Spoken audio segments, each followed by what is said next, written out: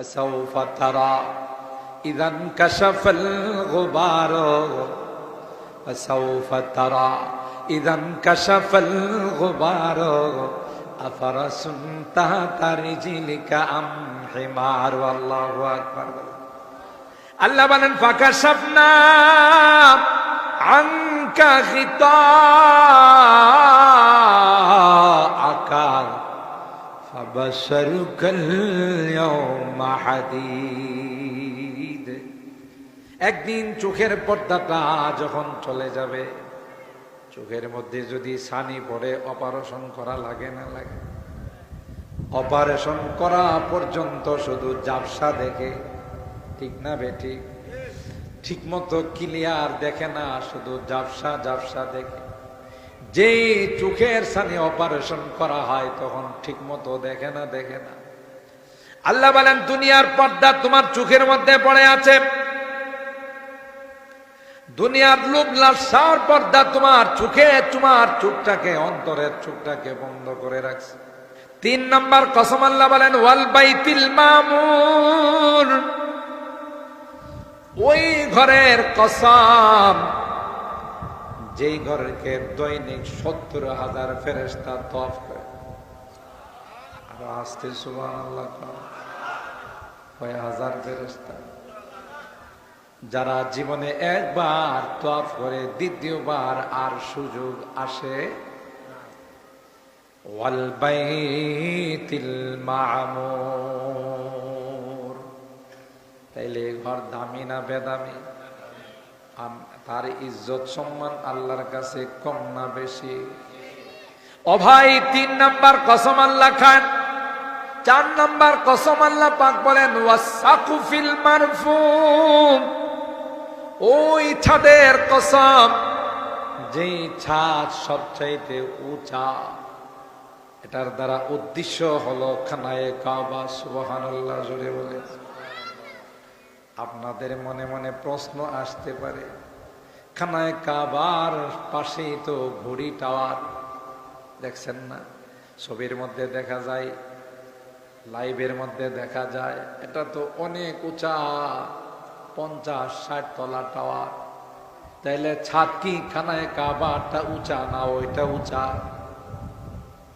ওইটাই তো উঁচা, যেটা 50-60 তলা ওটা উঁচা না, খানায়ে কাবা উঁচা। তাহলে আল্লাহ কি করে বললেন ওয়াসাকুফিল মারফু, উঁচা ছাদের কসম? এ ভাই, যখন খানায়ে কাবা আল্লাহ পাক ফেরেশতার মাধ্যমে নির্মাণ করার, তখন ওই অঞ্চলে কি সকল টাওয়ার গুলো ছিল? উঁচা উঁচা বিল্ডিং গুলো কি ছিল? কোনো কিছুই তো ছিল না। শুধু কেবলমাত্র আল্লাহর ঘর খানায়ে কাবা। তখন খানায়ে কাবার ছাদ সব চাইতে বেশি উঁচা ছিল। কাবাতুন, কাবুন শব্দের অর্থ হইল যেই যেই জিনিসগুলো উঁচা হয় এটাকে কাবুন বলে। ইয়া আইয়ুহাল্লাযীনা আমানু ইযা কুমতুম ইলাস সালাহ ফাগসিলু ওয়ুজুহাকুম ওয়া আইদিয়াকুম ইলাল মারাফিক ওয়ামসাহু বিওয়ুজুহিকুম ওয়া আরজুলাকুম ইলাল কাবাইন। কাবা, কাবাকে কাবা এই জন্য বলা হয়, কাবা উঁচা। সুবহানাল্লাহ। তাইলে 4 নাম্বার কসম আল্লাহ খাইলেন ওয়াসাকফিল মারফু। 5 নাম্বার কসম আল্লাহ পাক খান ওয়াল বাহরিল মাসজুর। এ ভাই, আল্লাহর কুদরত বোঝা যায় না। জাহান্নামের যে আগুনে গুনাহগারদেরকে আল্লাহ জ্বালাবেন, জাহান্নামের আগুন এত বড় হিটওয়ালা আগুন হবে, এত বড় তাপওয়ালা আগুন হবে। আল্লাহ ডাক দেয়া কয়, পানির নিচে আমি আল্লাহ সেই আগুনকে তাপ দিতেছি। সুবহানাল্লাহ। মানুষে একটা কথা কয় না, আগুন পানি, মানে একটা আরেকটার বিপরীত, একটা আরেকটার উল্টা। কিন্তু আল্লাহ বলেন আমার কুদরতি কারিশমা, সাগর মহাসাগরের নিচে আমি জাহান্নামের আগুনকে তাপ দিতেছি। সুবহানাল্লাহ। ওয়াল বাহরিল মাসজুর, আল্লাহ বলেন ওই সমুদ্রের কসম, যেই সমুদ্রের নিচে প্রজ্বলিত আগুন, সেই সমুদ্রের নিচে আমি আল্লাহ অনেক বড় হিট দেওয়া আগুন রেডি করে রাখছি। কাদের জন্যে? ওই জাহান্নামী যারা হবে, নাফরমান যারা হবে, গুনাহগার যারা হবে, তাদের জন্য আল্লাহ বলেন আমি ওই জাহান্নামের আগুন রেডি করে রাখলাম। পাঁচটি জিনিসের কসম খাইছে। এরপরে আল্লাহ কি কয়? ইন্না আযাবা রাব্বিকা লাওয়াক, শাস্তি অবধারিত, আজ নয় কাল ওই শাস্তি পাবে, তার মধ্যে কোনো সন্দেহ নাই। দুনিয়াতে আল্লাহ সুযোগ দেন, কি বলেন ঠিক কিনা? গুনাহগার নেককার সবাইরে একসাথে আল্লাহ খাওয়ান, কথা কন ঠিক কিনা?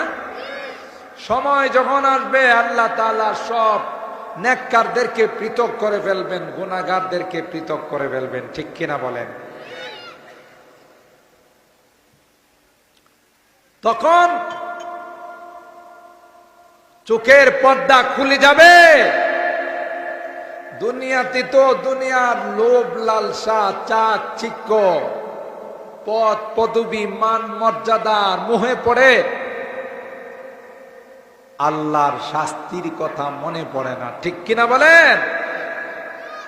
ফাসাউফা তারা ইযান কাশাফাল গুবার, ফাসাউফা তারা ইযান কাশাফাল গুবার আফারাসুন তাহতা রিজলিকা আম হিমার। আল্লাহু আকবার। আল্লাহ বলেন ফাকাশাফনা আনকা গিতাআকা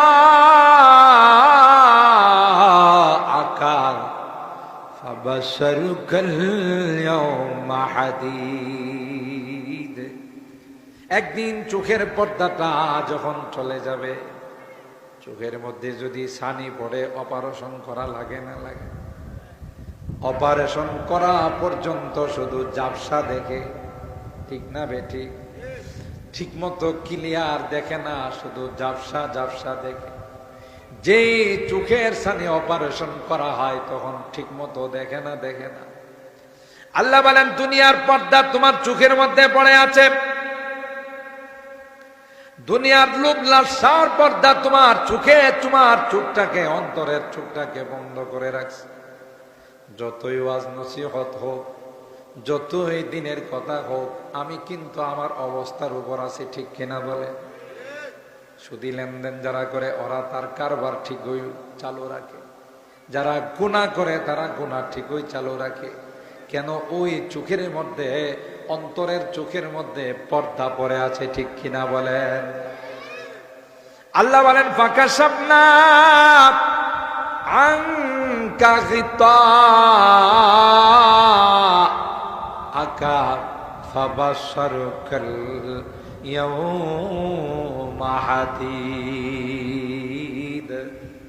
তখন তুমি দেখবা তোমার সামনে লোহা না আগুন, তোমার সামনে মাটি না পানি। ও ভাই, চোখের পর্দার কারণে এখন কোনো কিছু দেখা যায় না, কথা বলেন ঠিক কিনা? সূরাতুল কাহাফের মধ্যে আল্লাহ বলেন তোমার দুই কাঁধে দুই ফেরেশতা আমি নিযুক্ত করে দিয়েছি, যেই ফেরেশতারা রাত দিন কখনো ঘুমায় না, সারাক্ষণ তারা তাদের সার্ভিস দিয়ে যাচ্ছে, ডিউটি করে যাইতেছে। রাত্রে বেলা কি ঘুমায়? ফেরেশতারা ঘুমায় না, সারাক্ষণ আমার আপনার আমলনামায় কি হয় সেটা লিখতে থাকে। ভালো করলে ভালো, খারাপ করলে খারাপ। একদিন আমার আপনার সামনে সারা জিন্দেগীর সমস্ত আমল ওপেন করে দেওয়া হবে, খুলে দেওয়া হবে।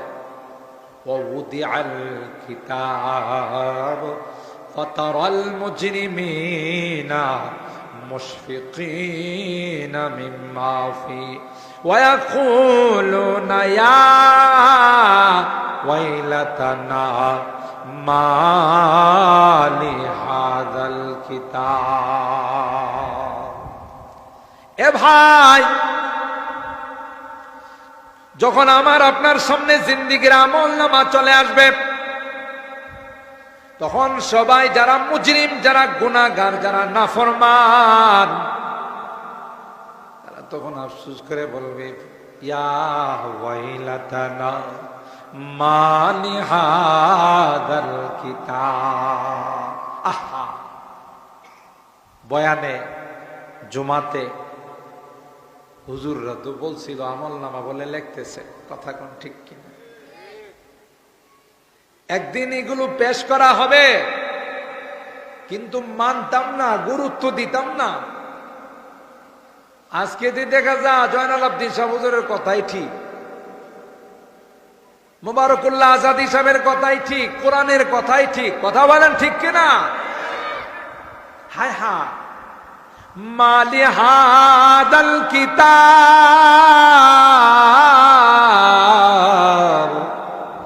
লা ইউগাদিরু সগীরা ওয়ালা কবীরা ইল্লা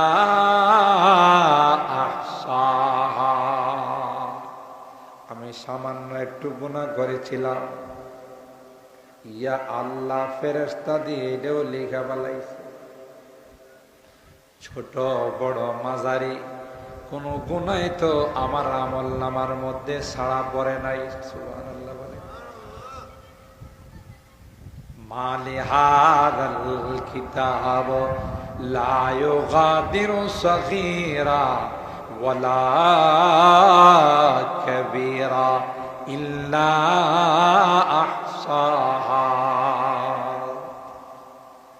যে ফেরেশতারা লেখে এরা তো মাঝে মধ্যে বোধ ঘুমায়, তাই না? আমরা যেমন জুমার নামাজে গিয়া ঘুমাই, মাহফিলে গিয়া ঘুমাই, ফেরেশতারাও মনে লিখতে গিয়া মাঝে মধ্যে ঘুমায়। কথা কয়, এরা ঘুম আছে, এদের খাওয়া দাওয়া আছে, পেশাব পায়খানা আছে। এরা আল্লাহ যাকে যে কাজে নিযুক্ত করছেন সারাটা জীবন এই কাজেই থাকবে। সুবহানাল্লাহ।